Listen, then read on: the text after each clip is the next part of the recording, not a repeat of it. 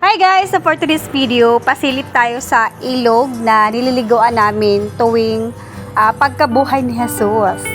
Yan. So dito kami naliligo guys.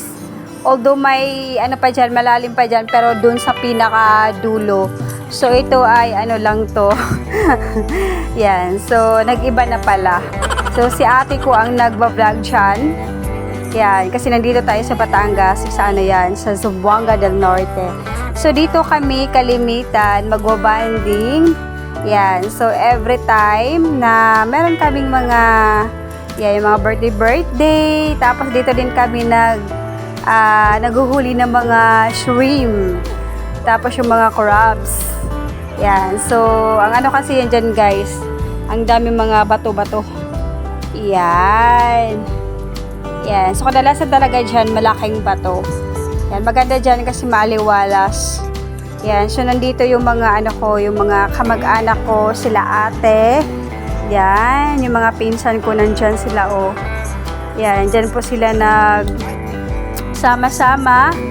Yan, so ito, yan, nandyan si Kuya Ondon. Yan, so sa ate ang nagbablog dyan, sabi ko i-vlog niya kasi na-miss ko yung ilog na nililiguan namin dati. Yan, ito yung mga pamangkin ko yan. Yan, mga pamangkin ko yan, mga tatangkad. Yan, so ito yun naman. Yan, ito yung mga bata to. Hindi ko nakilala to.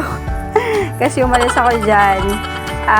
Magto 12 years na, hindi pa ako nakakabalik dyan sa amin. Yan, so nagstay tayo dito sa Batangas. Ayun, aso din.